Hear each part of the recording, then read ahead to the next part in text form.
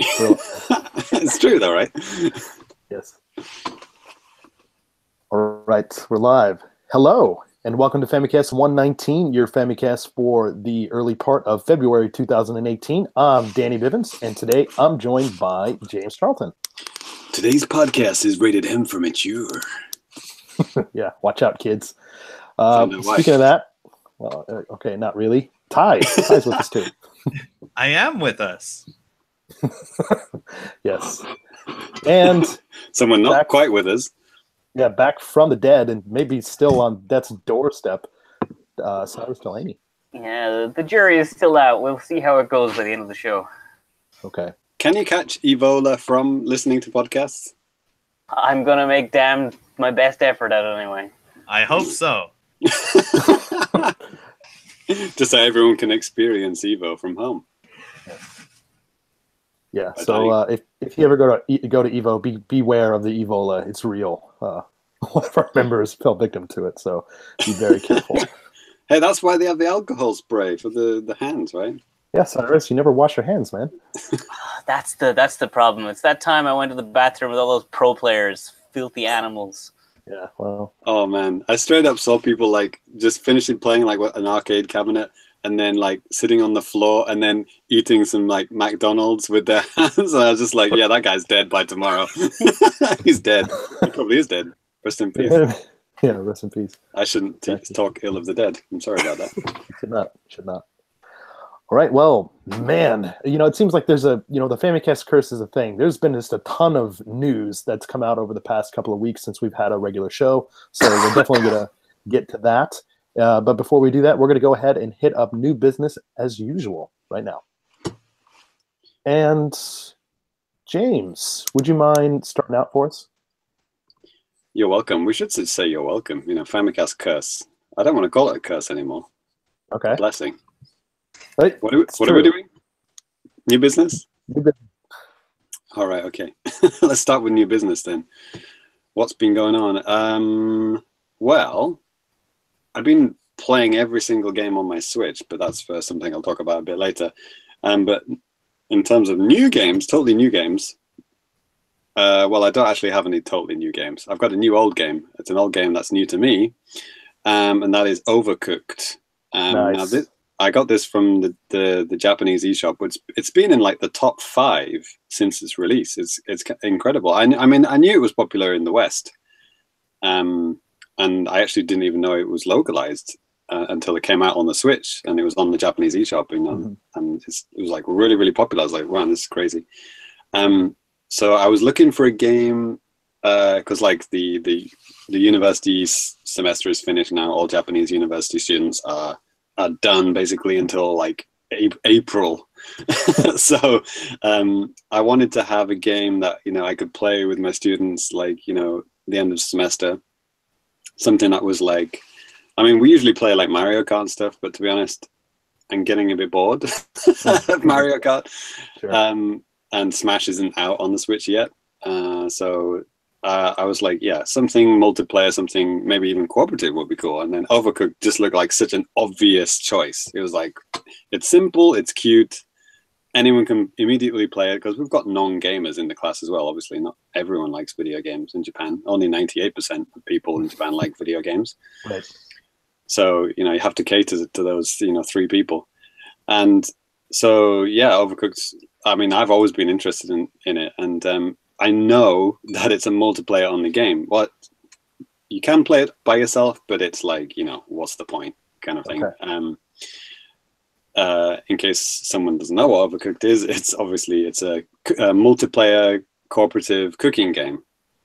And of course you can dick around, you can dick people over and, make it, as with any co-op game, you don't have to be nice, you can dick around if you want. There's a kind of a dash function that you can kind of knock into people, but it's basically just a 2-button game. It's just like pick up and drop, which is A, and then there's action, which is like chop or wash or whatever, so there's 2 buttons, literally anyone can understand it, and the directions. So yeah, like it pretty much works best like the more people you have.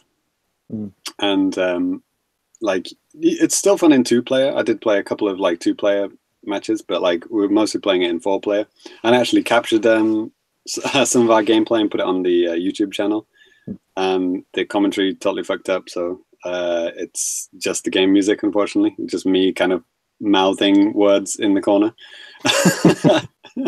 It's a shame actually, because we were like talking about lots of stuff, and I was like, you know, people were like translating stuff from Japanese into English, so you could have like learned some stuff like Japanese from it and stuff. So it was a bit of a bummer it didn't work out, but everyone really liked it. Like the non-gamers and gamers, everyone liked it. We had some, man, I'd rather be playing Monster Hunter World guys in the class, obviously, because literally almost everybody is playing Monster Hunter World, in case people didn't realize that. Like it's mental, but like even those guys were having fun, and I was like, oh yeah, it's also out on PS4 and, well, Xbox, but what's the point of talking about that in Japan? Yeah. Ty, it's out on Xbox. There you go. I've now told the entire community. Rad. Never gets old. So like it starts off like, I mean, are we all completely familiar with it? Pretty much. I mean, I've had my eye on it, but I've never played it. But yeah. Yeah.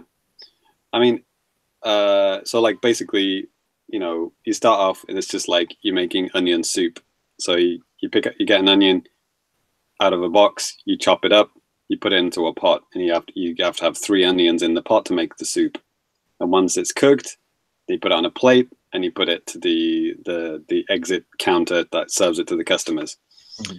After a while, the plate will come back dirty. You wash it up, and you can do it all again. But all of this is like non-stop. So you've always got orders coming in. So you're always got stuff to do. You're not just sitting there waiting. You have to be like in constant motion kind of thing if you want to get the highest score for it. Yeah. And it's like like 3 stars. To get the best score, you need 3 stars, right? So it starts off simple, and then it'll be like onion and tomato soup. So like some customers want tomato, some customers want onion. So then you've got to make sure you've got the right vegetable in the right pot. And then it gets harder and harder. And then what they'll do is they'll keep the recipes the same, but then like the shape of the stage will change. So it'll make it very narrow kitchen. So like you can only go one way around the kitchen. you can't pass each other. So it's like, I need to get to the left side of the kitchen. You have to kind of make a whole loop around. And so you really have to be like coordinating. You have to actually talk to people and say like, I'm going to get this, you get that. So you don't like, fuck each other up, And then it gets exponentially harder when burgers come into it, because with burgers, you've got tomatoes, you've got lettuce and onions and meat, and the bread. I might have said too many things there. One of those is probably not in the burger, but anyway, there's 4 things to think. Yeah, the bread is definitely there. So you have to cook the meat. So you have to chop the vegetables, and you have to actually prepare the meat as well. Not chop the meat, but like whatever you do, hit it, make it into hit that meat. What do you call it, man? I don't eat meat. What do you call it when you prepare the meat? Yeah, that's fine. That'll work. Prepare it you hammer it until it goes into a round shape, and then you fry it. So then you've got like 4 fryers, like 4 frying pans on at once, and obviously things can burn if you cook it too much. Things burn. So you have to keep an eye on like how much is cooking. So it's all about like coordination. It's like, well, you could say like, okay, I'll be in charge of frying, you do the vegetables, you do the bread or whatever. Or you could just do just do a burger each. You fry yourself, you do the vegetables yourself. You could, there's lots of ways you could do it. I mean, I'm sure there's like high level overcooked play, which has worked out the best way to do all that kind of stuff. Right. Yeah. But this was I bought it the morning of the day we were going to play it. So like literally in the morning, I woke up and I was like, okay, overcooked, download's done. Okay, let's go to work. And then, well, work in quotation marks. Let's go to my school. And then, I was new to it as much as my students, right? So, but by the end of the day, we're doing pretty well. It was pretty cool. We're getting 3 stars. Got to like the second world. It's kind of cute little overworld map that you've got that lets you select the stages and stuff. So it was cool. Like, and obviously the gamers in the class were, they got it faster and they were, better at it, obviously. But like, it was really interesting seeing like, the gamers and non-gamers kind of like helping each other out and actually, getting better at the game and helping each other get better at the game and stuff. It was really cool. It actually made me think, man, maybe I could like teach a lesson about English using video games. That might be pretty cool. But anyway, because they were using a lot of Japanese, obviously. So there was a mixture of languages going on. So yeah, it was just like, it was so much fun. Maybe I haven't actually said that word yet. By the way, this game is really fun. And I would say, like Danny, if you were thinking about it getting and you're only going to play with your wife, I'd say it would still be fun. Like 2-player is still fun. Like if you both get it and you're both into it, it is totally fun, even with just 2 people. And then on the off chance you got a 3rd player and a 4th player, it'll get more fun. And but I think I would say like having 2 people who are really good at it, you do fine. You might actually do better than 4 people who don't know what they're doing. For example, or 2 people that know what they're doing and another 2 kind of running around getting in your way, being idiots. That might actually make it worse. Sure, yeah. So, but yeah, it's totally cool. And I actually at home I played it with my son as well. He's only 6, and he got to it quite quickly as well. He like, obviously with kids, they take it a lot more like it becomes very real to them very quickly. It's like, like people like panicking, like not gonna burn stuff and stuff. It's kind of cute. So, but yeah, it's really good. I mean, it teaches all sorts of things like coordination, like communication and stuff. Like, unfortunately, it's not online at all. There's absolutely no online modes whatsoever. Which is I don't know. I mean, it would work. Obviously, you'd need voice chat. Cue. Just play the laughter soundtrack at that point. But yeah, if you had good voice chat, yeah, it would work as well, obviously. But yeah, absolutely awesome game for multiplayer. I think it's like 2,500 yen, I think it is. So it's a little bit more than the usual, indie game, which is usually around, $20, 2,000 yen. It's a little bit more, but I'd say it's good. It's worth it. Yeah. But don't get it if you're only going to be playing it on your own. I think it would be a complete waste of time. You can actually, I think you can actually choose multiple characters by yourself. And then you press L and R to switch between them. Oh, wow. So you can put like one guy at the right and then, fry stuff and then just like switch over to the other side and then, and switch between them like that. I tried that for like one game and it was not fun. It was very slow going and just felt laborious kind of thing. It's weird how much it's the same gameplay. You're doing the same stage, the same gameplay, but just when you're by yourself, it just felt like a completely different game. It just felt like, wow, this is not fun. It was very weird. So yeah, there you go. That's Overcooked. I almost said Overwatch. Same thing. Really. Sounds about the same. Yeah, high level ranked play in Overcooked. No, let me tell you, Jesus. Yeah, catch me in Overcooked League. Right, exactly. Get those mad skins, bro, from the loot crates.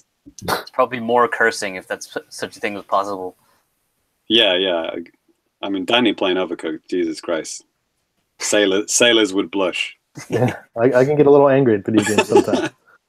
Yeah, in case listeners don't know, Danny's not only the worst loser, he's also the worst winner. Am I the worst winner? It's like, no matter what happens, he's going to swear or do something that makes him look like a complete tool. So it's my game, baby.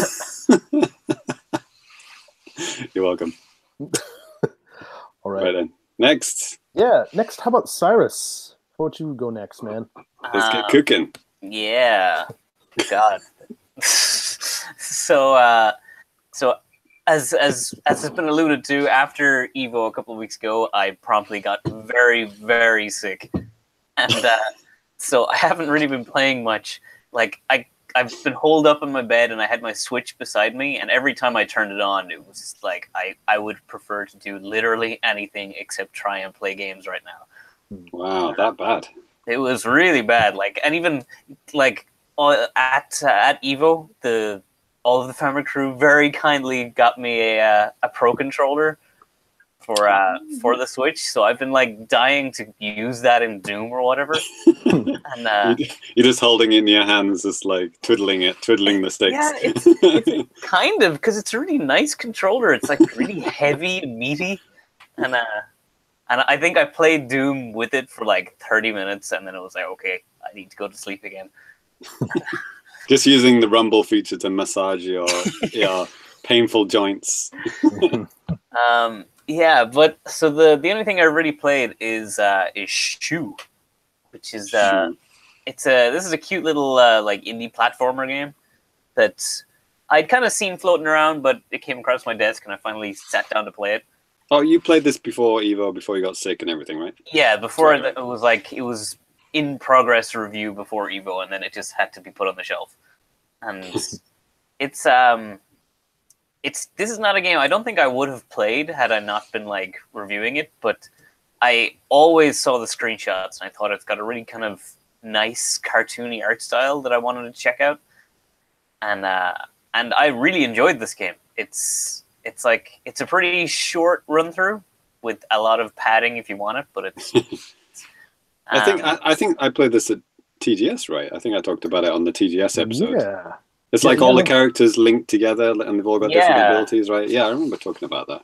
So yeah, it's like the game at its core is a really simple platformer where you've got this little bird dude who all he can do is jump and he can hover a bit in the air. And as you play the game, you're supposed to be like rescuing all of your scattered village mates who are around the world. And as you collect each villager, they give you their ability. So like one villager will be able to run on water, one will be able to wall bounce or whatever. So Right. the game is kind of broken up into little chapters where that focus on collecting 2 villagers at a time. So you'll, with every zone or every world you're in, will have these 2 unique abilities. So it's kind of like if you were playing a Mario game and you only got like the cat suit for a few levels, and then you only got the like Tanuki suit or whatever.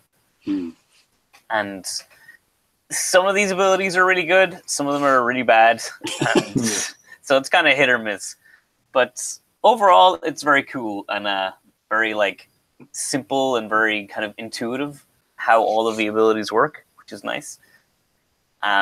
One thing I really didn't like is like as you get to the end of the game, it forces you to revisit all of the abilities again that you've picked up throughout the game. But again, only 2 at a time. So you like pick up the 2 villagers again, then you drop them, then you get the 2 new guys. But by the time you've gotten to the end of the game, you've kind of forgotten about these old abilities because they never show up outside of their little world. And they force you to use them very quickly. Like there's these sections where the game like switches from being this really sedate, slow platformer, and then in this really terrifying game design, which is like shocked me how scary it was when I first playing. The screen will just flash black and the words "run" will appear in block capitals on the screen.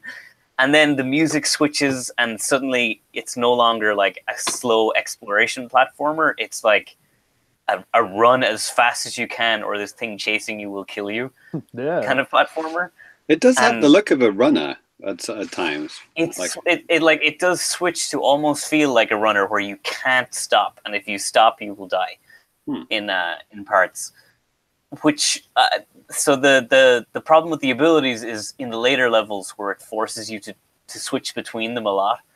Then you have this on top of it where you're like being forced to run and you don't have any time to learn how to use your abilities again.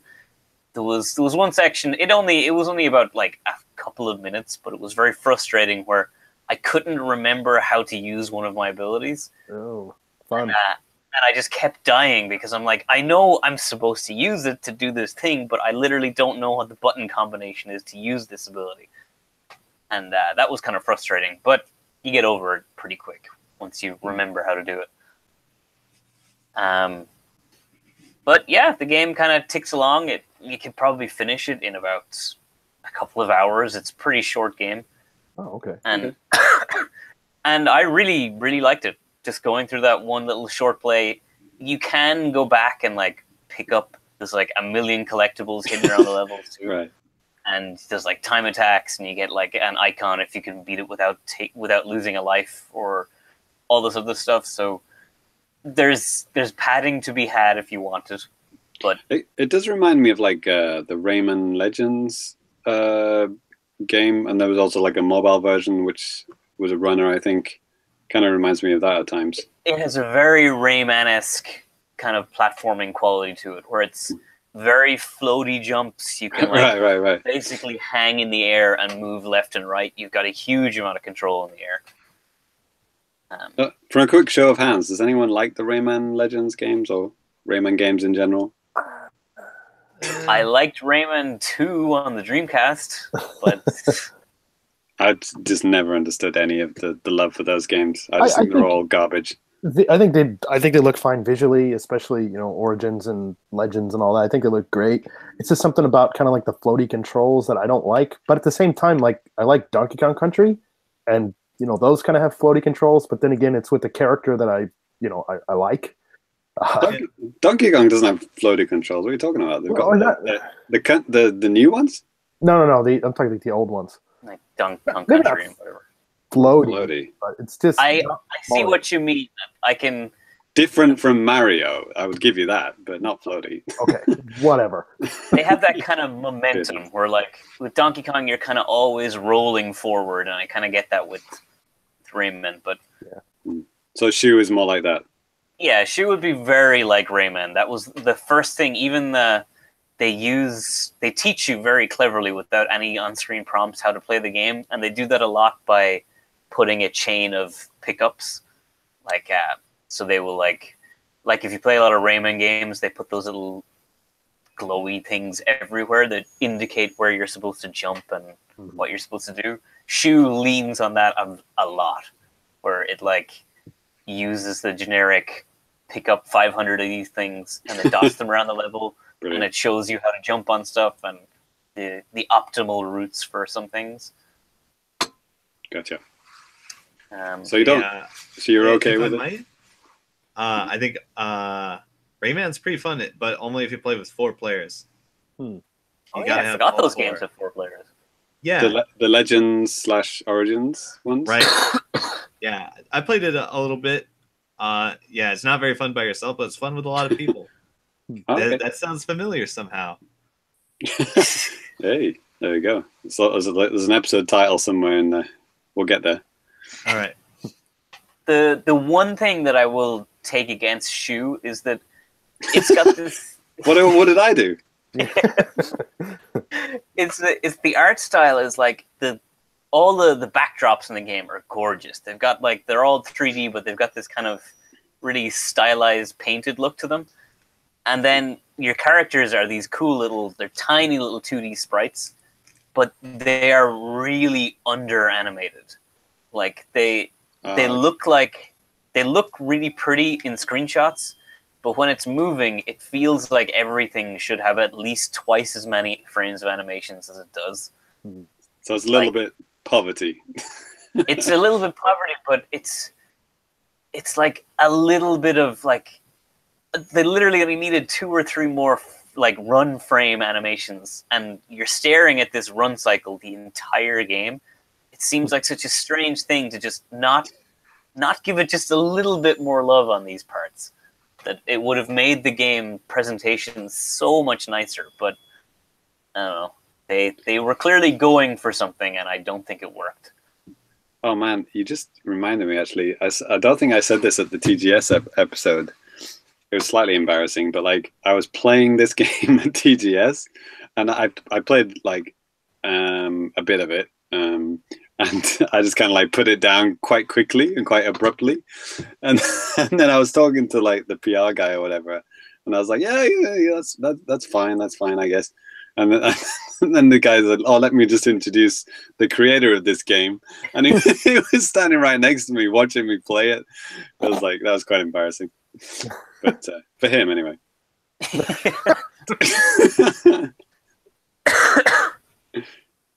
Good times. So, Shoe available now on the eShop. Mm-hmm. Yes. Review coming soon. Yes. As soon as I dig myself out of my blankets. Yes. Oh, talking of digging.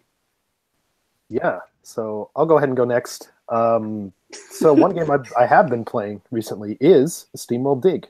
Not Look at 2, not SteamWorld Heist. Dig. Right. Yeah, it came out just on the Switch just here, I think, last week, and we got a review code, so I've been kind of going through that a little bit. Image and Form, they've recently changed their name, friends of the show. Yeah, good friends. Best friends, even. 10 points for anyone who can remember what their new name is. Thunder. They combined with the only two. They combined with Zoink Games, the guys that did Jesus, another game I reviewed. Stick It to the Man, and like they're working on Faye and a couple other games like that. They're both from Sweden or Denmark or Europe. Like that. Yeah, and they just combined.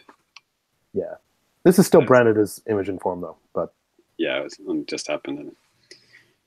Anyway, so yeah, with SteamWorld Dig, I mean, you guys have played the original one, right?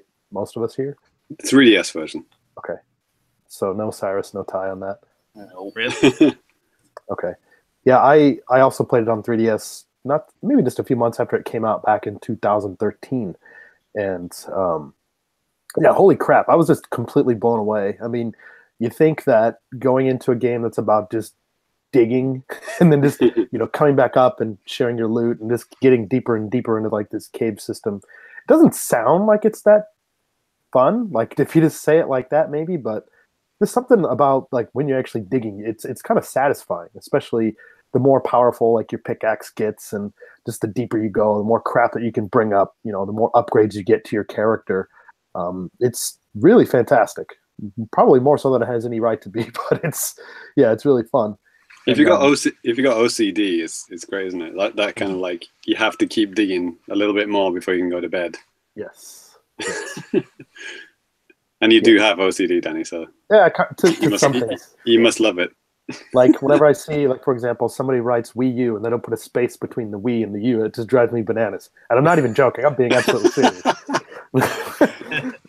Okay, mental note. Make frequent emails to Danny concerning Wii U games.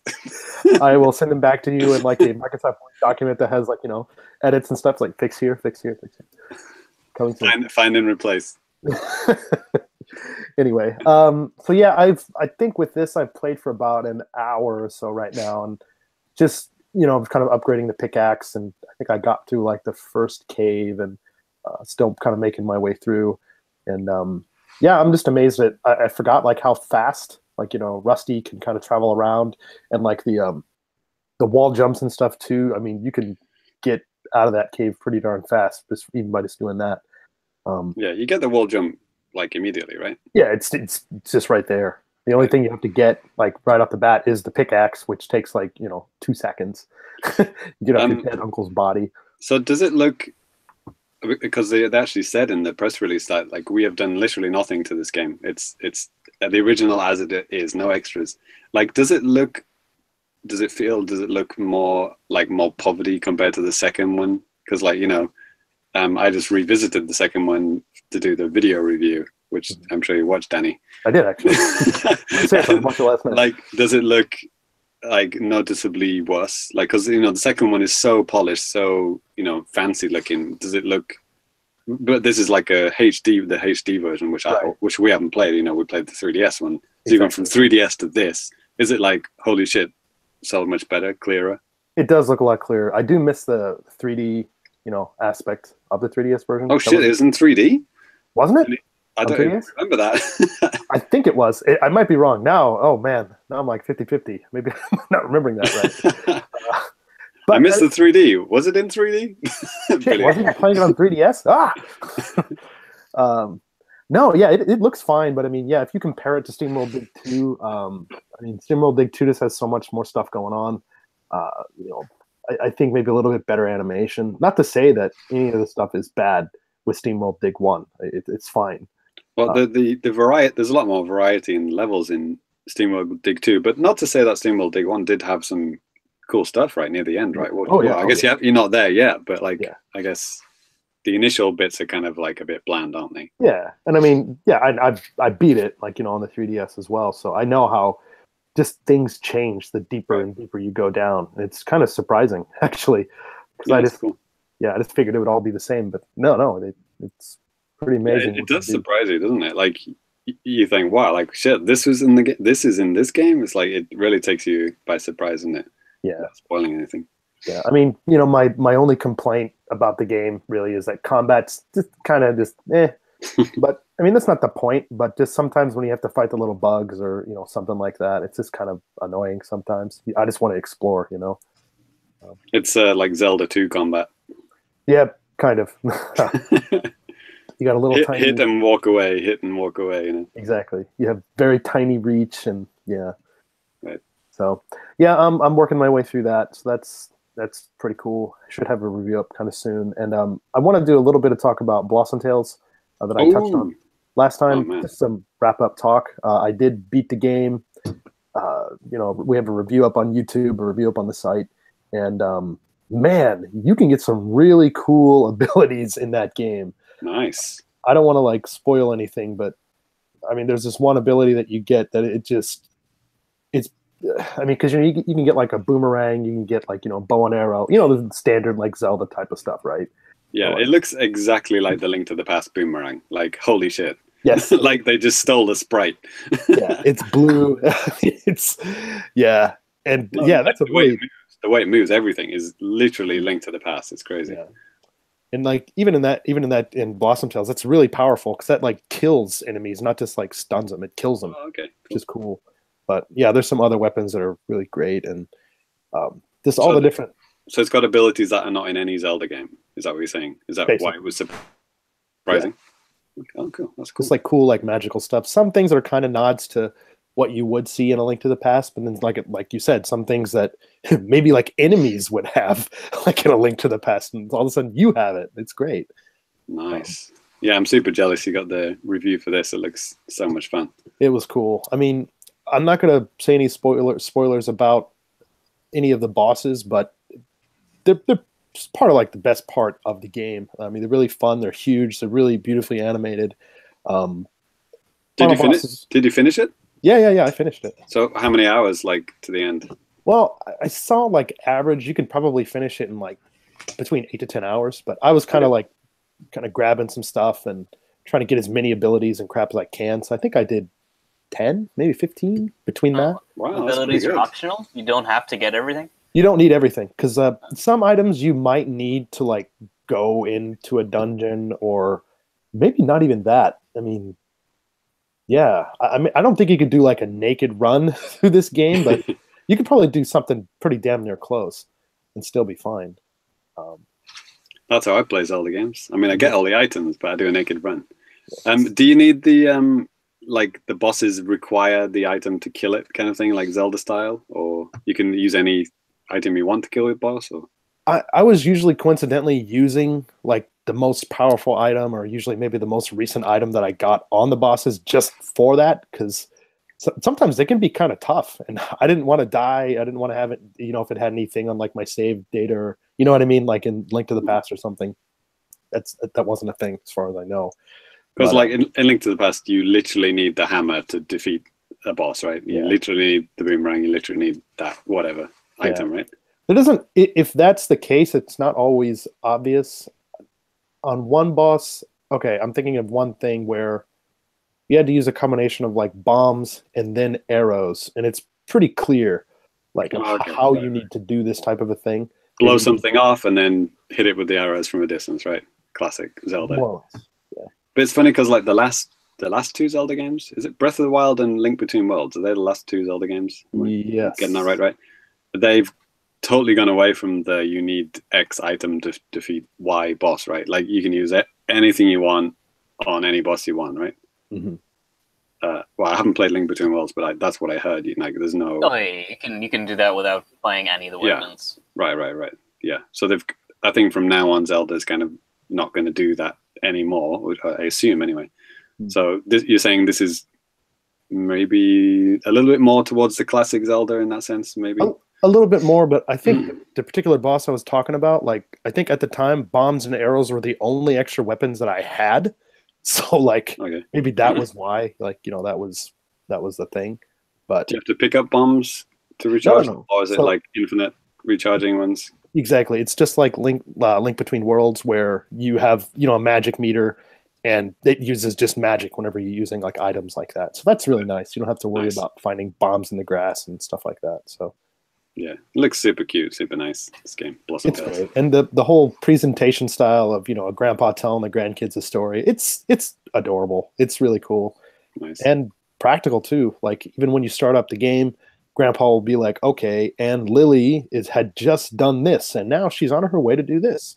So it's kind of like an unobtrusive way to kind of tell you what you've been doing and where you need to go next. So that was nice. Yeah, I saw that. I thought that was a very clever little feature. Mm-hmm. Yeah, so if you like classic Zelda, I'd say it's a pretty good game to give a shot. I think it's like $10 or $15. So is this on like Steam and Switch? It's only on Steam and Switch only, I believe. Okay, that's a pattern I've noticed recently. Steam and Switch. Yeah. Cool times. Yes. All right. Well, Ty, what have you been playing? I've been playing Dragon Ball mostly. Oh, cool. Yeah, Dragon Ball FighterZ on not Nintendo Switch. Right. I don't know. Maybe it'll come out. Whatever. It's the new fighting game hotness. It's already confirmed for Evo. We'll see if it takes the #1 spot from Street Fighter. It might. There's already a lot of script quotes going up, I noticed. Yeah. Oh, yeah, boy. This game was designed for scrub quotes.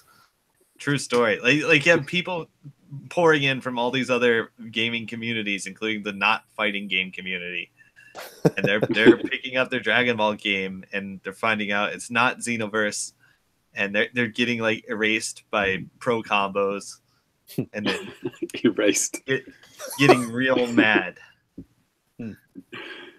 Oh man. Why isn't it Xenoverse? Is Xenoverse a fighting game? Quotation marks? Yeah. Not really. Maybe only in the loosest sense of the word. It's like a 3D brawler. I don't know. I played like the most the recent Naruto games kind of thing, like over the shoulder. It's lame. Like, is it like a story thing? Like you beat people up to go to the next person kind of thing? I mean, yeah, there's versus modes and stuff, but I never spent a lot of time on Xenoverse. Okay, because they are on Switch, aren't they? And the second one, yeah. They're doing quite well. Yep. Yeah, so who's your main then, Ty? In this game, you pick 3 characters, and so my 3 characters right now that I'm working with are Android 21, Piccolo, and Vegeta. Excuse me? Vegeta. Kiss your mother with that mouth? All right, Kakarot. I'm just going to start swinging my arms. And if you get hit, it's your own fault. You dirty rat! Yo, it's great, though. I feel like I'm at some kind of convention that I accidentally walked into. Well, I personally loved the pioneer dub of Dragon Ball before before Funimation took over. I think they have some really good quotes in there. You smell like toenails. That's one of my personal favorites. No, I've over the course of this game releasing, I've been reminded how bad the Japanese dub for Dragon Ball Z is. Like the guy who voiced, we probably just lost like half of our listener base, but the guy who voices the main character, like Goku, Goku is fucking, his voice in Japanese is so bad. It's like this really whiny high pitched voice kid. It's a woman, dude. Yeah, Oh well, yeah. Is it supposed to be the same voice actor who played him when he was a child in old Dragon Ball? Yes. Yeah, that kind of makes sense because like that voice does not fit that character anymore. And Yeah. Pretty annoying. Yeah, I switched mine to English, actually. Wow. Yeah. I've never heard any person ever say, "Wow, turn off the Japanese and switch it to the English dub." I've never heard anyone ever say that for anything. for your homework, everyone listening and James, you have to go listen to see what Goku sounds like in English and Japanese because it's atrocious. For the listeners, you can just maybe hear something right now. Oh man. Oh man. So that's good. It's the new hotness. Maybe it'll come out on Switch. Maybe I'll talk about it for like 3 consecutive years. We'll see. Oh wow. Well, Ty, you've been anticipating this game for what, like a year or something? Yeah. And like now it's out. Are you like overjoyed with excitement? Is this like Christmas 2 for you? Yes. Okay. Cool. In a word, yes. Nice. And they announced the Evo lineup for this coming summer. For the one in America, of course, not the one we all just went to here in Japan. The only one that matters. Yes. Yeah, and Marvel vs. Capcom Infinite is out. Dragon Ball is in. Wow. Yes. Rip in peace, deformed Chun-Li. And I think it already sold Marvel vs. Capcom Infinite after like a week. Pretty sure. I'll have to check those numbers, but Wow. Oh, outsold. Okay. Wow. If it hasn't already, it definitely will. Well, didn't Pokken and ARMS outsell those games anyway? Yeah, probably. It's like, join the list, join the... Yeah. But it's kind of sad. Like Marvel vs. Capcom has been an Evo mainstay since the very beginning. In like, I don't know, 2000, whatever year. Maybe So even before that. So it's like an end of an era kind of thing. It's like a little bit bittersweet, waving goodbye to Marvel vs. Capcom games forever. Yeah. I think we should all go back to Marvel vs. Capcom 2 and the way Smash players still play Melee. Okay. Right? The one true Marvel vs. Capcom. There you go. If you're listening, Mr. Evo, make it happen. Mr. Wizard. There you go. That's his handle. Yeah, I knew that. All right.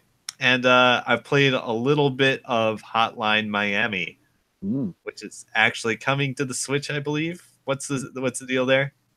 Hotline Miami? The first one? Hotline Miami, yes. I vaguely remember seeing that. Yeah, what the hell is the deal? That's a very good question, Ty. Yeah, I looked. Apparently, it is coming. Maybe they're trying to slot it in like a competitive or a not so competitive place so they can make sure it sells gangbusters. I don't know. Well, Maybe. selling on the Switch seems to be the way to sell gangbusters at the moment. Yeah. So I've only played like the first, like half dozen levels or something, but it's fun. I definitely appreciate the difficulty. It's paced very much like Super Meat Boy, where you just retry really fast after dying instantly. Okay. Yeah, and I don't know if you guys haven't played it. It's kind of like a top-down game where you're a hitman and you burst into an apartment and kill everyone. Yeah. I haven't played it, but I'm pretty familiar with it. Yeah.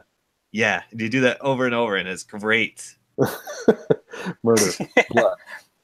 Yeah, I love blood and guts. I have a boner for murder. That's the quote. Yeah, that's the quote. So yeah, that's fun. I'm gonna keep playing it.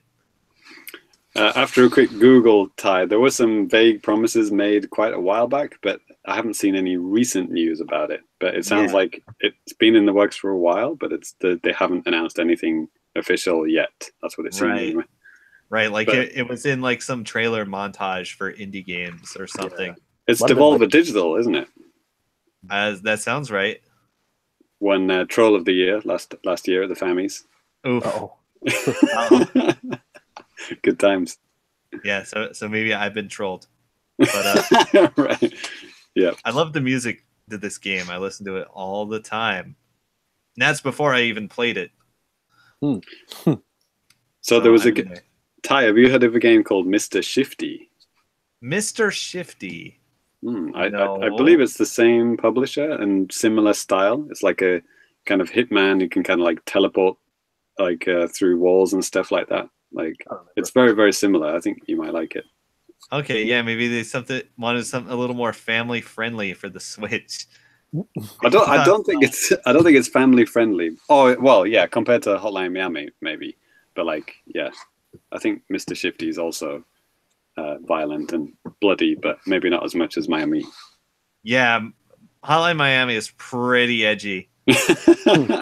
Yeah, this other one's rated teen. So there you go. There you go. That's interesting. Maybe it is something to do with that then. Is this like full hardcore? No, I don't think so. There's another, what the heck? There's a game that just came out recently. I played it at TGS, Guns, Gore, and Cannoli. That is so fucking violent. I mean, it's ridiculous. I mean, it's 2D, like beautiful, like 2D, like sprites, but you're like blowing people's arms off and stuff like that. Like, oh, that's interesting. I've seen that on sale on Xbox a lot. I've passed it by many times. It seems pretty fun.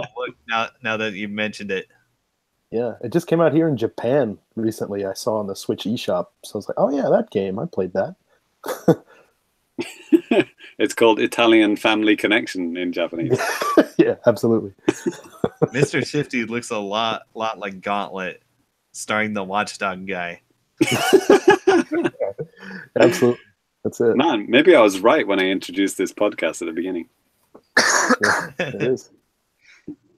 All right. Well, that's what I've been playing other than, all that stuff at EVO.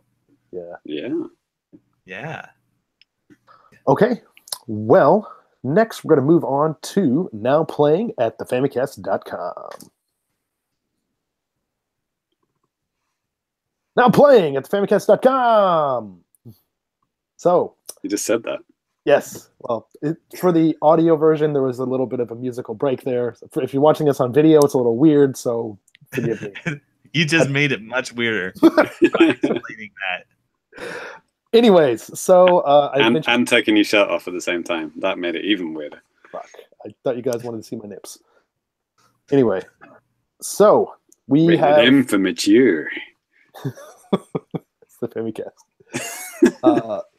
So as I kind of talked about a little bit earlier in the show, we have a lot of reviews and video reviews going up. Some that I just got up recently, Blossom Tales. So you can check out a written and a video review on YouTube. So if you're so inclined, interested in learning a little bit more about that game, be sure to check out my review. And James, what else do we got? A lot of shit. I know that for sure. Well, as Ty alluded to, we have a whole host of EVO stuff that went up. This was like a TGS in January kind of thing for us. It was like, it was a big event for us and we covered the shit out of it. So be sure to check out thefamicast.com for we've got a page where you can watch all the videos. You can just go to the YouTube channel, see them there as well. We've got a playlist if you want to watch them all. But we've got one which is like showing you was on the show floor if you want to get like a feeling of what it was like. We've got some interviews. Interview of Omen of Sorrow, which is a fighting game, obviously. Is it EVO? Which I believe Ty talked about a few months back. TGS. Yeah, TGS. Oh, it was TGS. Yes, yeah. The game that had like Saberwolf in it for some reason. So yeah, interviewed the lead creator of that game and talked about its chances coming to Switch. So yeah, check that out. And also Ty's going to talk about what else we got up to at EVO. Ty? Oh boy. Let's see. I recorded most of what I did on the Championship Edition podcast that the Patreon patrons can get in on for the low price of $3, I believe. Yeah, boy. Yeah. So at the show, I joined Tekken and Ranma 1/2 on Super Nintendo. Yeah, baby. Yeah, baby. Yeah, like 4Gamer, the Japanese gaming site, did an article about it, and there's a picture of me in there. Let's just cut to the chase. The article was solely about you. Trust me. Yeah. Right. True story. Oh yeah, and also some of us were on the stream, the official Evo stream, to hype things up. I was standing in the background waving sometimes. Yeah. I stole the show as usual. Yes. That's right. But the showpiece is your Ranma hard battle tournament. Oh yes. We stole the footage Right. from the Japanese Twitch stream and we put it on YouTube. That's right. But we also have like an edited version, like, because I think the full tournament was like 4.5 hours. Yeah. But what we did was he edited down just Ty's section, so you can actually just follow Ty's path as he goes through the tournament, see how far he gets, and with like little interviews with Ty after each game, see how he was feeling, and then right up to the end, which I won't spoil. Right on. Yeah. Here's a hint: I don't get first. How far does he get? Not first. Pretty close. Spoilers. He goes 2-0. No, I don't go 2-0. Please believe me. Please, God, don't let me go 2-0. You don't even like that game anyway, do you? I don't even play this game.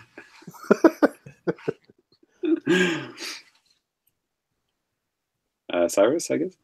Right, Danny? Yes. Sorry. Cyrus, are you dead? What's Cyrus been up to? Well, let me tell you, lads. I seem to have been on mute. Yeah. But so recently James has been doing the Lord's work, and he's been filling up our Amazon.com store with official Famicast t-shirts, swag you and your family can and should be wearing. Right.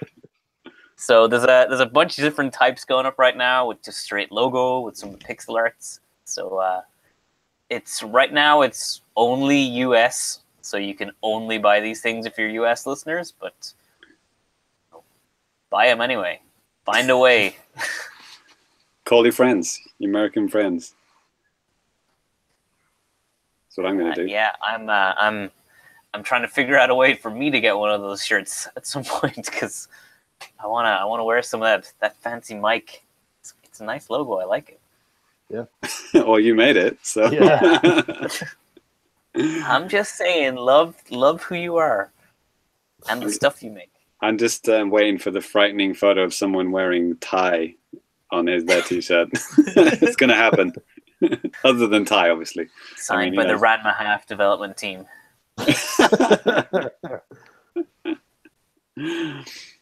Man, I'll give a prize to someone. I'll give a prize to someone who buys a pink version of Ty's t-shirt and then takes a photo of themselves. I'll give them a prize. I'll buy you 10 pink ones if you buy one. Yeah. I'll double that if they're arrested and placed on television. Bad boys, bad boys. You can find all this and more at thefamicast.com. You can find all this and more at thefamicast.com. I had to say that again because your audio fucked up, Danny. Thank you. Okay. All right, James, I think you know what time it is right now, man. No. It can't be time for the Japanese. Can it? Oh man, there it is. Absolutely. The old bait and switch. Get you. Man. I was just thinking about that latest Chappelle stand-up with the punchline that he has at the end of one of them. I'm not going to repeat it here. So the Famicast Blessing, as it's now been retitled to, because after every episode we give you the gift of a Nintendo Direct. Question mark. What Did you happened do the again? hand motion? Did you do the hand motion?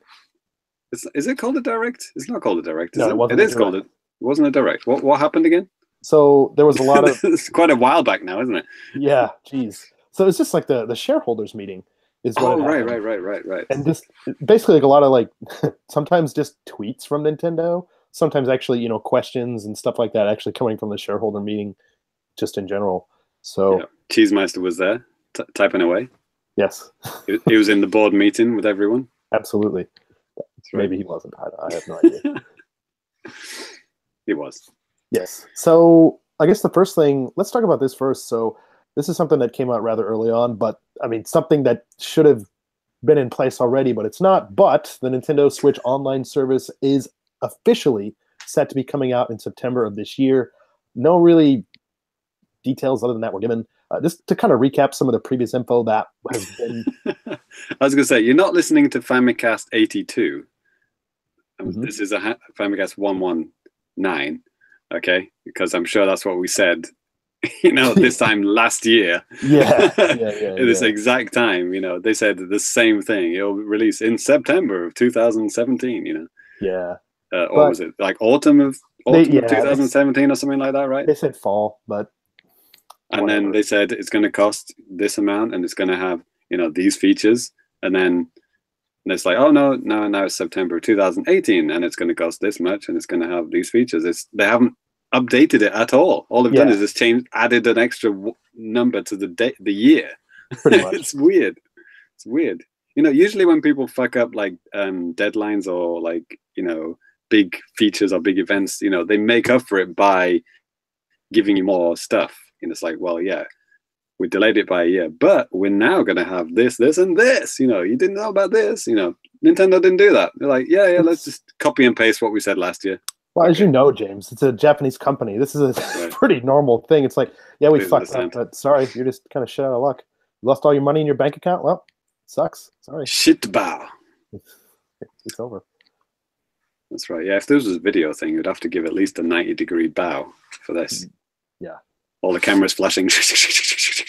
Yeah. No, seriously. That's a very Japanese. That's a very in joke. You have to really have lived in Japan to get that. Yeah, but it's like it's so accurate.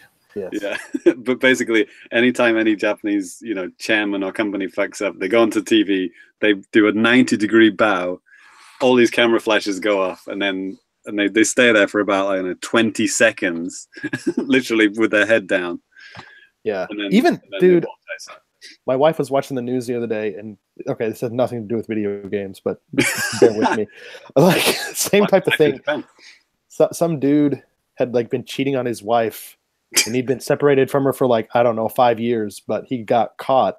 So when this happens in Japan, these celebrities have to go on TV and apologize and answer all these questions. But I remember the guy just walked into the room, and you just hear right. just fucking seizure city. And the guy even commented when he went in the room, he's like, whoa, holy shit. Not really the best thing to say when you're going in to apologize. Yeah. Hey, what's with all the flashes? Yeah, hey. No, I think he said, oh, suge. Whoa, cool. Not even it's just wow. Right. But anyway. I love this. I love especially put his shades on. When it's one of those celebrities, but they don't want to apologize themselves, so their mother or their father or someone comes in to bow and apologize on their behalf. So, man, we really are going into life in Japan mode here. But if a son of a celebrity does something, it's usually the dad or the mum that apologizes, not the person who did it. It's weird. Yeah. So yeah, Nintendo Switch Online. What? Kimishima comes in, 90-degree bow, camera flashes go off. Oh, that's going to be in September when it doesn't deliver. Yeah, yeah, exactly. No, that's when they announce Balloon Fight. That's when they have to apologize. As the only classic game that's going to be on their service. So, is there anything new? No, there is absolutely nothing new. I mean, again, price is $20. Basically, I mean, they're touting, oh, you can invite friends, do all this stuff. That's the weird thing. Is invite friends and voice chat over an app, which has already been released and it's terrible and everyone hates it. Yeah. So if they'd said, we're going to totally update the app, we're going to completely rethink what we did, that would make more sense. But it's so, I mean, it's still only a Splatoon app, basically. It's weird. Yeah. Even even other online games like Mario Kart or ARMS are not part of it. It's first party and it's online, and it's not part of it. It just makes no sense whatsoever. Don't get it. It's weird. I mean, I think I've talked about this before too. I mean, they what they need to do. I don't think they'll do this. I mean, they need to make this an all-inclusive thing, not just checking out like this type of stuff. Make it so you can see, your time that you've played it, not having to use a stupid ass parental app. Exactly. See who the hell's online. Before this was actually released, I had this envision that it was going to be like an all-inclusive thing. It's going to have the eShop on it as well. You know what I mean? Like you can just buy games on it and get it sent to your Switch, so it's downloaded when you get home, which is what PlayStation has, right? Yeah, you can do that on Switch if you go to the website. You can do that. Yeah, go to www.nintendo.co.jp. Yeah, you can do that, but it's not really the same thing, is it? Having like pop-up reminders and stuff like have it more integrated into your smartphone, like ding, this game, you put it on your watch list and then it pops up on your your smartphone. This game is now available to download. That would make more sense, right? So or this game's on sale, or something like that. Yeah, exactly. I mean, you get emails from freaking Steam all the time. It's like, this game that you watched is now on sale. It's like, it's just such a obvious thing to have, isn't it? The emails we get from Nintendo are your points are expiring. Yeah. What the fuck am I supposed to buy with these? It's like, why are you not spending your points, man? I mean, you got all these gold points. Why are you not spending them? Because there's nothing to fucking spend them on. Never get tired of screenshotting that email. It's still coming soon, isn't it? Yep. Switch still coming soon. Hilarious.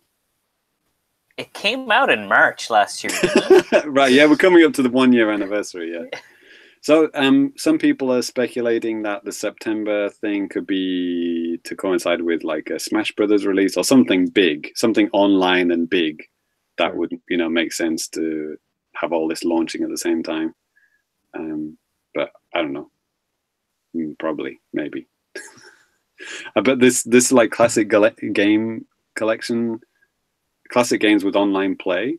Yeah. I mean, that does sound interesting, but like Balloon Fight, Dr. Mario, these are probably like the NES versions. It's like, what gear is it? Yeah, no thanks. Super Mario 3, that's a weird one to have online multiplayer. Yeah. Oh no, that's lit. The wizard.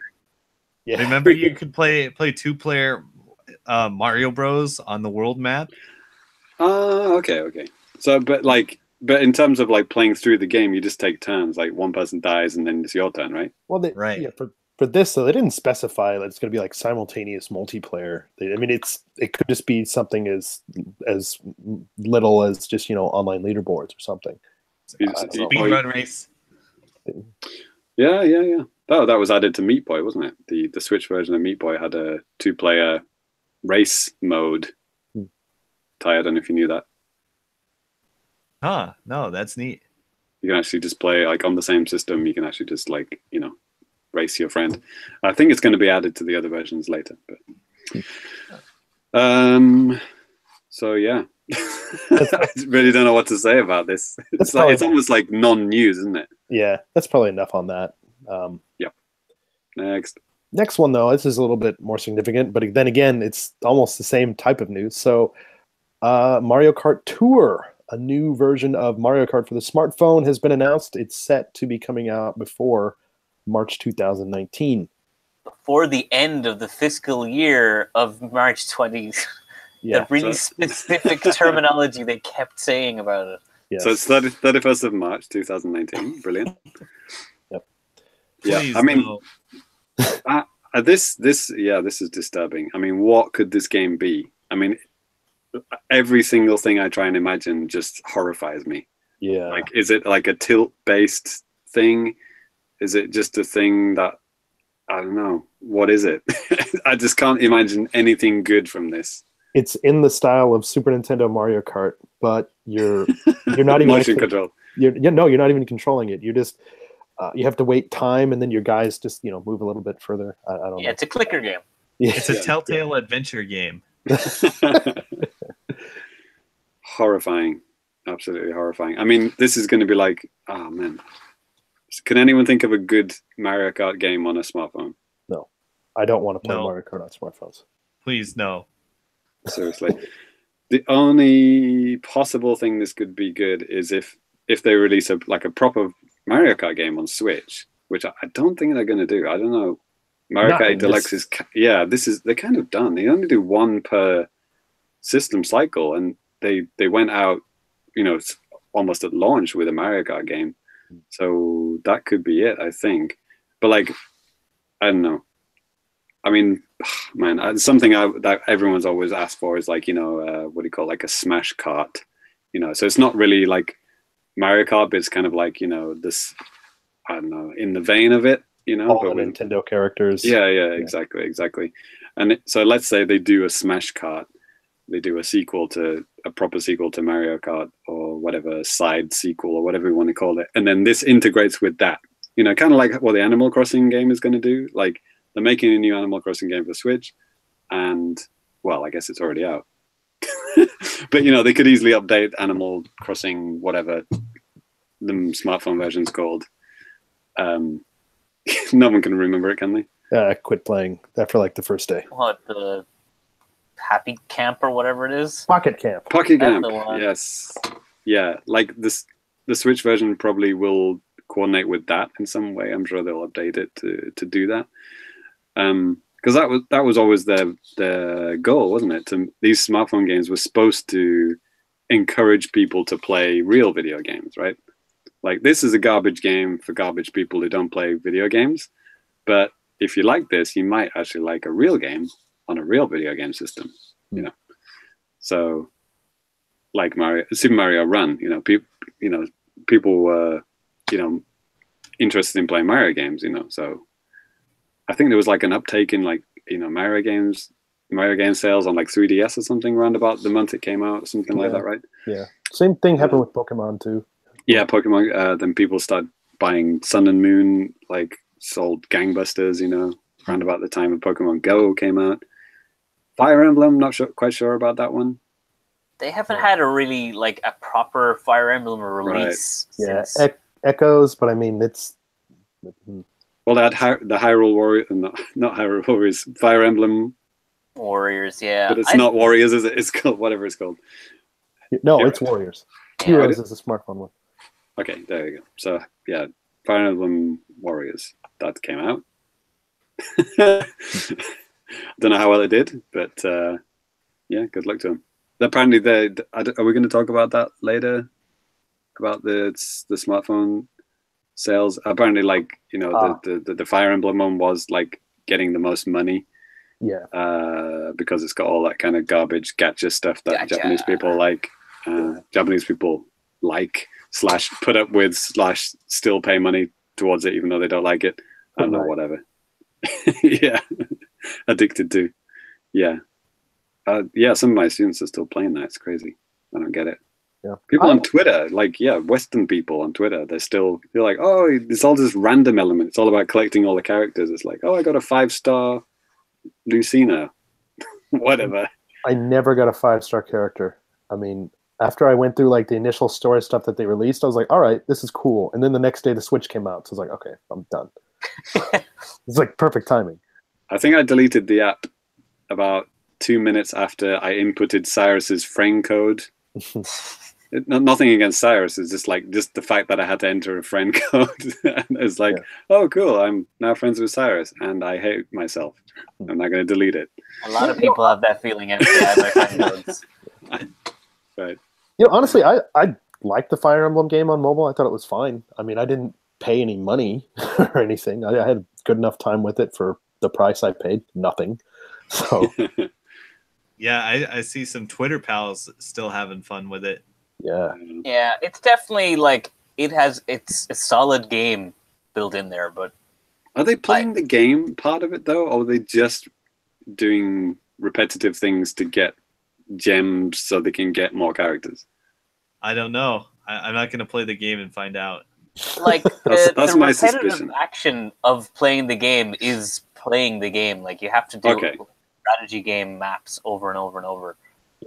Okay, but you're just repeating stuff you've already done before. Yeah, get it's them got all. like it gives you like a random map from a pool of whatever, and you just can grind out quests or whatever.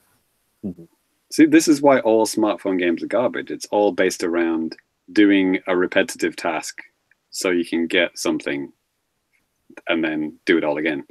It's like, I don't know. Yeah, tasks you annoys would me. not do normally if you weren't getting exactly. a gotcha fix at the end of it. Exactly. Speed up boring task by paying money, or do boring task more to get stuff, Weird. So I'm sure Mario Kart Tour will do well. Lots of people will download it, and then lots of people will delete it afterwards, like every single Nintendo smartphone app that they've released so far. Yes. unless they have some cruel monetary, aspect to it that, addicts people. Yeah. Good luck to them. Well, next up here, Switch sales numbers. There's a lot of information that came out about this, as I'm sure all of you out there are aware. Switch has officially surpassed the Wii U in sales. The Switch numbers as of December 31st, 2017, 14.86 million units versus the Wii U 13.56. So pretty strong first few months. It's like your 13-year-old brother being taller than you when you're like 25. Yeah. Like, how are you already bigger than me? You're only 13. You could grow a beard. I'm like, 33. I can't even do that. That's right. It's like your younger brother buying you beers. Yeah. He looks older than you. Yeah. It's embarrassing.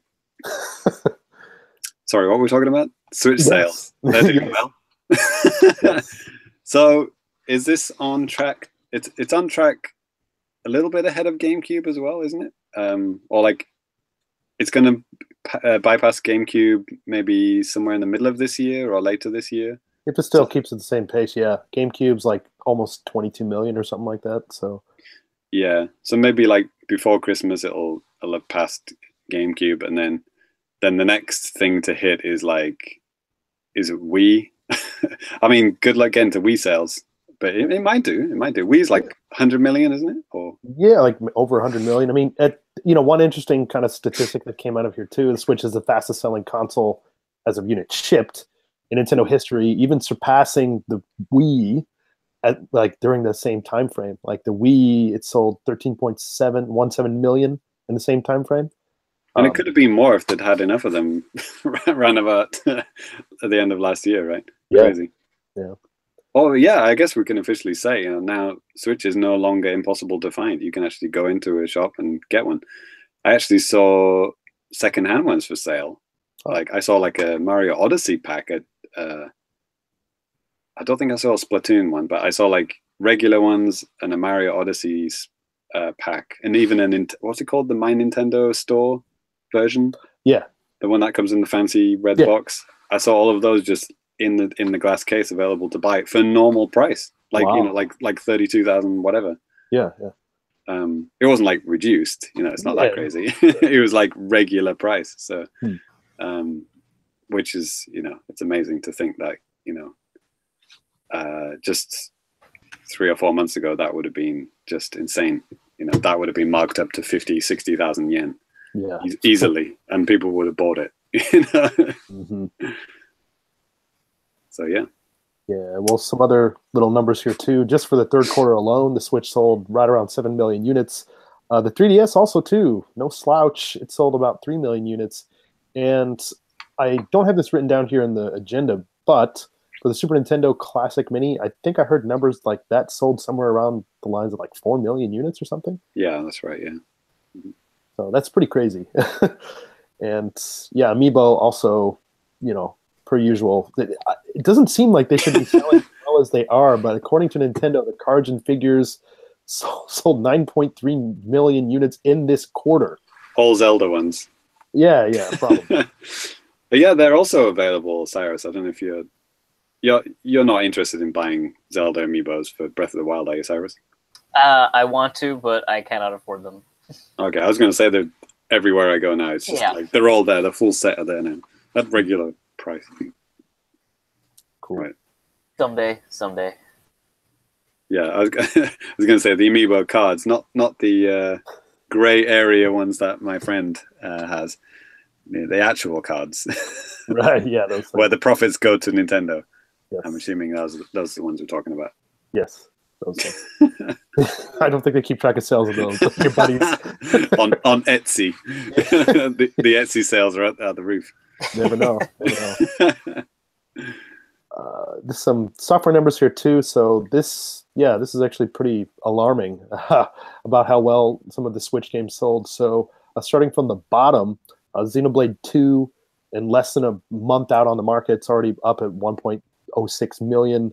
ARMS 1.6, 1-2 Switch almost 1.9 million. Splatoon 2, almost 5 million units, and over 2 million of those are from just Japan alone. Like the game is just crazy. Yeah. Additionally, another more amazing thing for that 2 million, you think, 2 million, big deal. But I think that was the first console game to sell 2 million units on any console in the past decade. Yes. Like no console game that's weird. No console game has sold over 2 million in Japan for 10 years. That seems weird. Like you would think like a Dragon Quest game would have sold 20 million or something like that, right? Oh. But yeah.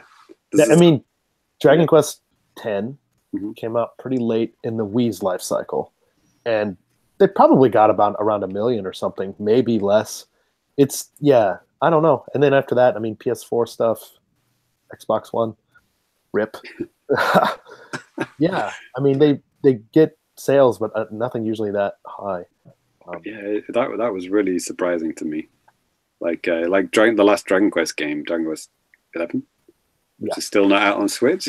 It's still anticipated, but not out yet. Okay, next.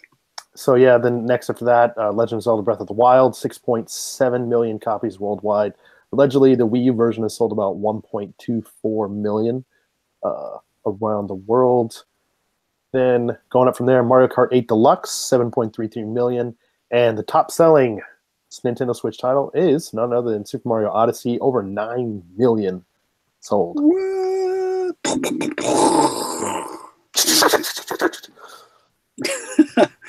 Wow. I actually have the is that done for that, the sales bit? Yeah, that's it. I do actually have the Famitsu's Most Wanted. I like going through those. Sure. We have had a little bit of a change. This is for the end of January, the Famitsu Most Wanted. So these are just votes handed in by Famitsu readers, and we actually have some non-Nintendo games on. Oh, because I remember it was just kind of embarrassing. It was like 20 out of 20 games were like Nintendo Switch games. It's not the case now. So we have a lot of PS4 games on now. So the top in the top 20, 10 to 20, we only have Kirby Star Allies or Star Allies. They're interchangeable in Japan. Choosy Poison. That's at 15, and then Shin Megami Tensei 5 is at 13. So those are the only two in the top, 10 to 20, and then the top 10. At number 7 is Persona Q2 on the 3DS. Jesus Christ. Give it up, people. What the hell is that whistling sound? Okay, I thought that was just in my head. Is that you, Cyrus? I'm not sure. Let me check. I'm going to mute. Yeah, that's Cyrus. Okay, edit point. So is everyone else still here? Yeah. Okay, it just sounds so quiet. Persona Q2 is at number 7, 3DS, and then number 6 is Dragon Quest 11 on the Switch. So people are still anticipating the Nintendo Switch version, even though the 3DS and PS4 versions have been out for freaking ages by now. Right. And then that's it. That's the only Nintendo games. The rest of them are like Super Robot Wars, PS4, Dynasty Warriors or Dynasty Warriors 9 on PS4, Kingdom Hearts 3, Hokuto ga Gotoku, and then Final Fantasy VII Remake is the most anticipated, most wanted game in Japan. remake of Final Fantasy VII. Good luck to them. So yeah, Dragon Quest is still there because like everything's come out. You know, everything that people wanted, apart from Kirby and Dragon Quest, everything's out. So that's weird. Well, after E3, there'll be a whole new slew of Nintendo games that are going to be probably unveiled. So that'll change that list. I'm sure there are going to be lots of games that are going to sell well, like Dark Souls. You know, that'll probably sell well in Japan. People are not really going crazy excited of it, but I'm sure it'll sell. You have like a fucking $500 set that you can buy. PlayStation 4. It's like the remaster and then the older versions of 2 and 3 and books and statues, and it's crazy. And then the last bit of news we have is well, it's not really Japanese, but it's Splatoon 2. The next Splatfest is a European only one, and it's gherkins, which is pickles for you, Danny and Ty. Pickles in burgers, delicious or disgusting? I went with disgusting. Good choice. Okay. The only choice. Cool. I don't know. I think they're delicious. Okay. Oh, okay. I feel like I'm kind of an odd person. Like, it seems to me like a lot of Americans like pickles on burgers. I just hate pickles in general. I just don't like them. What the fuck is a gherkin? Yeah, that's like what I thought when I first saw that. I was so European. Like when I saw that, I was like, yeah, I can see why this is European only. Because like, I don't know, pickle might have a slightly different meaning in England. Like pickles. I don't know. Pickles. Because we have like Branston pickle, which is like a kind of like a chutney thing that we put on sandwiches and stuff. I don't even know what you just said. Yeah, exactly. What? But in Japan, pickles means like, you know, like mono. It's like, you know, it's like, yeah, it's like pickled cucumber, there's pickled, I don't know, whatever, just loads of pickles. Pickled herring, pickled wooden shoes. Pickle anything. Yeah. Pickle rig. Yeah. Sorry. Yes. I think in certain situations, if it's a nice pickle and it's a nice burger and it's done well, and of course I'm talking veggie burgers, like I might sometimes like a pickle, but like in general they're not really very good. I'd rather just have it without it. So yeah, me and Cyrus are going to be fighting for disgusting, and we're hopefully going to get another couple of people to join us in the Splatfest, and we will fight for disgusting team. And we will win. And we will win. Unfortunately, we can't be joined by Danny and Matt, who are both Japan. Yes. And we don't know the Japan Splatfest at the time of recording. Yeah. It's weird how they do it. Like, sometimes they do it like by region, and they rotate through the regions, and then other times they just do global ones all at the same time. Yeah. Oh, and I found something really interesting. One of our Australian listeners told me that Australia has this really weird system. Because I always assume Australia was with the PAL regions, with the the European regions. But apparently with the Switch, like they have American Splatfests in Australia. Yeah, which is really weird. But like when they're playing online, obviously their time zones sync with Japan. So when they're playing like just regular matchups, it's almost exclusively Japanese people. Huh. But then in the Splatfests, they're on the American servers, and obviously the time zones are so different, like no one's on. Yeah. So they can't play with anyone. So like, man, rip Australia. That sucks. It's weird. Well, I guess because you wouldn't be able, because if Australians would probably rather be on the Japanese Splatfest, but then obviously you've got the cultural differences and the language differences, so they'd be like, why are we fighting for noodle companies, and and they would have to translate all that and everything. It just wouldn't make sense, would it? Kirin Ichiban Shibori versus Asahi Superdry. Yeah. There you go. Which ones would you choose, Australians? Please tell us. So yeah, that was a fascinating thing that I learned about the Australian version of Splatoon 2. Rip in peace. Yeah. You can never play with anyone. Yeah, it's so weird. And I'm sure the Australian internet connections are, awesome to play with Americans too. Yeah. Okay. Next. Cool. Section. Yeah, well, actually, that does it for the news. So let's go ahead and move on to some feedback. And if you want to have your email, comments, criticism, bitch, complaints read out on the air. What do you call me? Yes. No, actually, I had a professor in college. Every time at the end of class, he said, questions, bitches, complaints. Every time he said that. It's just stuck with me. Then he dropped the mic and walked out. Basically, because no one's like, what? Anyways, if you have any of those, feel free to email us, thefamicast@gmail.com. You can hit us up on Twitter @thefamicast, Facebook, The Famicast, YouTube, right here. Look for The Famicast. It's a theme. You can find us. So, James, what type of stuff do we got this time? Feedback. Mm-hmm. Yeah, we got feedback. Yes. So let's do Twitter first. Many drives at MookieEX57. He says, page in the Famicast. And he linked us up to a article on theinquisitor.com. And the headline of the news article was, Japanese Space Agency is offering $3,500 to volunteers willing to spend 14 days in a simulated space station, i.e. on Earth. It's not a real space station. So I guess he's asking which one of us would do it. And Ty's, I don't even need to ask Ty. Hell yeah. Would Ty be locked away for 14 days without human contact for $3,500? Hell, I'd do it for free. Yeah, I think I do that regularly for free. I was going to say, put a Killer Instinct cabinet in there and she'll be fine. Danny? It depends on who I'd be with. Ty. And your wife's on the other side, through a plate glass window, and he can't talk to her. Ty, do you snore? No. I do. It's going to be a really rough 2 weeks, man. I fight in my sleep. That's interesting. I wonder.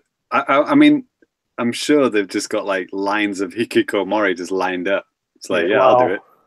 Yeah, it seemed, after reading the article, it seemed like it's a pretty competitive type of a thing. I forgot how they determine. Oh, right. I guess you'd have to be fit as well. Yeah. Yeah, you actually have to do a lot of work, apparently. It says do tasks. Okay. Ooh. And I remember there was a previous International Space Station incident where like they were being severely overworked and they literally had a strike.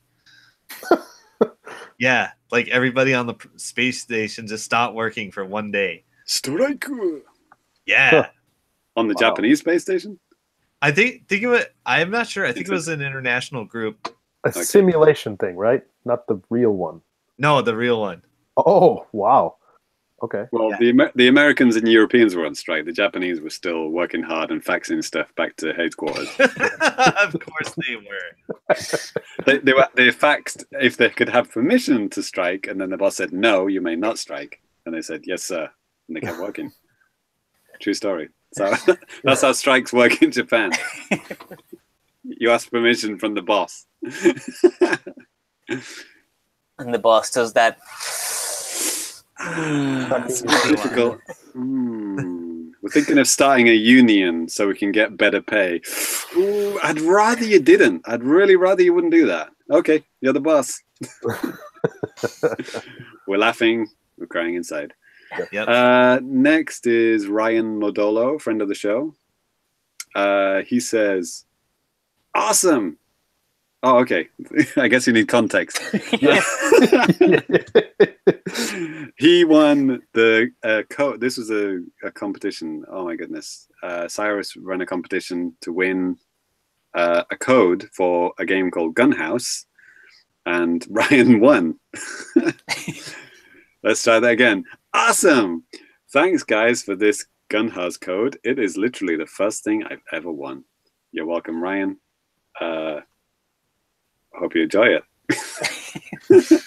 Seriously. Tell us if you enjoy it. Yeah, I haven't heard back from any of those since I gave the codes out. I'm sure they're just they're all enjoying it so much they haven't had a chance. That's right. We have neither of their families. They heard back from them in a while. Next up is a friend of the show. I'm sure you'll love that. Russ Greeno. He says, "Great stuff. A new episode of the Famicast appears just in time for my house cleaning chores, which I do naked, which is unusual. But thanks for writing in, Russ, to tell us that." Next up is from YouTube. Quite a long comment here. Chesumori. Chizumori. I don't know. I read that in a very Japanese way, didn't I? Chesumori. I would assume like lots of like people who like Japan or people who can speak a little bit Japanese would listen to this podcast, but maybe not. He says, "Oh my goodness, what was this? What video was this attached to? The Dragon Quest Builders. Yeah, I did a Let's Play of the Dragon Quest Builders demo, like the first hour of the game, basically."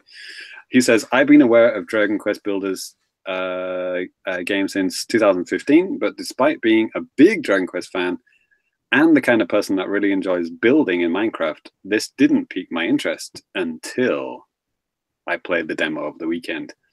Building a town for people and being sent on quests is just very different from playing just Minecraft. This demo served its purpose. This is now a day one purchase for me." So yeah, I kind of felt the same actually. Like, I mean, I'm not a Dragon Quest fan or a Minecraft fan. I think I said that last episode. And I said it on the stream as well. Like, but yeah, like it's a really good demo because you can do a lot and you can save. You can save your progress. I don't know if that progress goes into the main game though, unfortunately. That would be quite annoying to put like, 2, 3, 4 hours into it and then you have to do it all again. Yeah, you probably will have to do that. But yeah, man, I forgot that came out in 2015 on PS4. Yeah, and Vita as well. I think Vita, yes, that's right. I don't know if it was cross-buy or you had to buy both versions. No, it's Japan. No, hell no. Oh yeah, it's Japan. I'm sorry. Yeah, buy one get one for 100% price. Is the usual Japanese offer, isn't it? Perfect. That's right. 100 yen for a can of Coke or 600 yen for 6 cans of Coke. Absolute bargain. Again, laughing on the outside, crying in the middle. Next is Russ Greeno. Never heard of him. This video was, the Overcooked gameplay video that I put up with me playing with my students, but with a muted mic because the audio got fucked up. He was asking like, how do you tell which chef you are? Because it looked a little bit crazy, like all these people running around and they all look quite similar. You can actually choose the same character as well in Overcooked. So you can all be cat. You can actually be a cat. Huh, okay. Ty, piqued your interest? Hell yeah, cat drugs. You can actually be a cat in a wheelchair. It sounds like a joke. Yeah, you can be a disabled cat. That's me. And I don't know I don't know the answer to this actually, because like you can't tell. They don't have like you would expect to have like because you have on the character select screen you have like a color assigned to you. But in the game I don't think it has a color around you, so it's literally you don't know. And now I think about it, there were times when I actually didn't know which character I was, when you're all like bunched together and you're all like swarming around the frying pan or something like that. You can actually lose your character sometimes. It's like, all playing as Kirby and Smash Brothers and the camera's zoomed out like, 5,000 miles away. It's kind of like that feeling sometimes. But it's all adds to the chaos and the fun. Next, we'll move on to Patreon comments, exclusive comments, special comments from our lovely patrons. This is from Joel, who's been on the show because he was a big backer and he got some cool pixel art drawn by Cyrus because he paid for it and he's been on the show and it's awesome when we love him. And he keeps saying nice things about us, even though we love him more than he loves us. He says, "Hey guys, just wanted to say thanks for all the work you guys put into the Famicast. I'm always excited to see a new episode released. It's like hanging out with friends. Game on. P.S." And I asked permission from Joel before I I said, is it okay to say this on the show? And he said yes. He says we are expecting our second baby in July. So congratulations, Joel.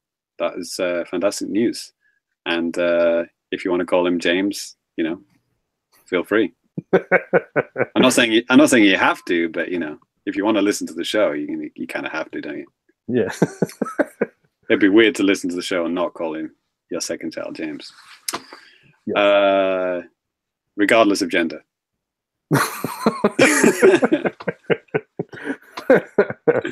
It would be very bohemian, though. Can't wait to hear how they control about that. So yeah, if you want to send in some comments to this show, famicast@gmail.com. If you want to write an email, we don't get many emails. People tend to like the Twitters, and stuff like that. We don't mind. Either way is good. But yeah, keep them coming in. Any questions? Life in Japan questions will be good. Yeah, keep them coming. We didn't get any questions about Valentine's Day in Japan. It's almost Valentine's Day, isn't it? Yeah. Valentine's Day in Japan. Danny. This is when the guys get chocolate from the girls? Correct. Okay, got it right. Because White Day's coming up. It's just around the corner, guys. You better... That's racist. Sorry. Yeah, we celebrate how amazing white people are. No. No, we don't do that. Please, no one do that. Yeah. Valentine's Day in Japan is completely sexist. If you've got... for women... it's like the worst time ever because, for example, if you're in an office and there's let's say 10 guys and 2 women, those 2 women will buy chocolate for every single guy in the office, including the boss and people that they hate, the stinky guy that's sitting next to them that they would, not sit next to. She's going to buy chocolates for the whole team. And then they'll say, "Oh, thank you very much," and they'll scoff them down and they'll enjoy them, and they'll say, "Oh yeah. In a month from now, it's White Day. I'll give you some candy then, right?" They don't do that. They forget. They don't do that. Maybe one of those 10 guys will buy her candy on the 14th of March, which is called White Day, and then that's it. And that's Valentine's Day in Japan. Literally the worst day ever if you're a woman, but the best day ever if you're a guy. We're all guys, so woohoo! Keep it coming, chocolate. Give me the chocolate. I'll give you nothing. I usually don't get anything at work. That's fine. Oh yeah, girl, give me the chocolate. Yeah, and there's absolutely no emotion, no love, or nothing sexual at all. Yeah, it's called Giri chocolate. It's like the obligation chocolate that you're supposed to give to people. Yeah, exactly. That girl giving chocolates to the 10 guys in her office, she doesn't want to. She just has to because she's a woman in Japan. And that's what she has to do. We're in the wrong line of business, guys. Yes. What, in the chocolate resellers business? Yeah, dude. Yep. Round about this time. Okay, get to work on that Famicast chocolate design, Cyrus. Yeah, there you go. I'm sure there's a company that would make chocolate in the shape of stuff that you want. Homework. Okay, seriously, we need to look into this. We need to have some cool foil, shape in the shape of the microphone. It's gonna be boss. It's gonna be on sale at the end of next month, and I'll tell you what, it's only gonna be 999 yen a bar. Get pumped, people. So all the women on the Famicast have to buy us the chocolate. Man, it's such a sausage fest, this podcast, isn't it? How many women have been on the 119 episodes? How many women? We had one, Seren. That's it. Yes. Jesus. Yeah, that's about it. If there are any women listening, probably not. There aren't. It's okay. Send help. Right. Mom, you don't count. Oh, wait, you're not even listening either. Right. Are there any non-white, non-male people listening? Write in. Yes, please. I'm really genuinely interested. This is not a whites only podcast, but it certainly feels like it sometimes. Jesus. Oh boy. You white people disgust me, honestly. White people. So yeah, Valentine's Day. Yes. Great if you're a guy, not so much if you're a woman, Japanese woman. Yeah. I wonder what Western women do when they're in I'm sure they don't do that. Western women wouldn't do that, would they? While they're here. I have a female friend that is a Western woman. I should ask her what she does. Yeah. I'll report back. Probably not on this podcast. I'll probably forget after this. Flip the bird to the guy who asks, well, where's my chocolate? Yeah. It's like, I don't like you. Fuck you. Pretty much normal for people I talk to, but yeah, regardless if it's Valentine's Day or not. Yeah, pretty much. Okay, I think that's a wrap. Yes. All right. Hey. Well, yeah, that's all for today. No, seriously, thank you guys for listening out there. Oh God, one other thing I want to remind you of: please give us reviews if you haven't done so on iTunes, Google Play, right, wherever the hell you can do reviews. Leave us a review. It's getting depressing. We get this monthly email from like iTunes. You have 0 new reviews. It's depressing every month reading that email. Come on. So if you haven't done it, you're thinking right now, it's like, man, I really want to do a review for the Famicast. I want to give him 5 stars. Danny's so handsome. Cyrus has a great bandana. Ty's glasses are cool. James is there. You want to say? I'd accept that. I accept that as a review. I mean, you want to say 5-star review? James is there. Yeah. You want to say all of these things. What you need to do is just put your phone, whatever, down right now. Computer, throw it in the trash. Well, no, pick it back up. Go, leave a review. Do these things. It really helps for like visibility for people trying to find something new to listen to, which hopefully will be us. And if you're an American Android user, you can do Google Play as well. Yes. Very specific, isn't it? We cater to the Americans a lot on this show, don't we? We do. Only Americans can buy T-shirts. Only Americans can review us on Google Play. Well, the chocolate's going to be exclusive to Japan, so don't worry. Oh, there you go. Balances that out. Stitcher. I'm not sure about that one. Yeah, you can't get chocolate through there. No, but like, is that available in every country, or is that American only as well? No. You can. Pretty sure you can use that anywhere. Facebook, that's American only, isn't it? Yeah, pretty much. Yeah. All right. Well, yeah, that's all for us today. We're going to go ahead and close out with our Twitter handles. If you want to follow me on Twitter, you can. At Danny Bivens, at DannyBiv, DannyBiv. James. I'm at Family Complicated. I changed it. Nintendo Labia wasn't doing anything for me. I lost all my followers. Yeah. Well, that's the type of followers you wanted, maybe. Or maybe the type of I don't know. Yeah, people have sort of gone in a new direction. Yes. Ty. I'm Super Cat Drugs. Again? No spaces. Yeah. How many Z's? All of them. Okay. There it is. And Cyrus. You can find me at Celsi, where I muse about still being alive in a post-flu world. As James would say, good luck to you. Yeah. All right. Look at the Irish, dear. You should have it. What's wrong? You lost it. Everyone says the Irish are lucky, but if you look at our history, it hasn't been great. That's the joke. Stick around for the next episode of the podcast where we delve deep into this topic. But until then, we will catch you guys later.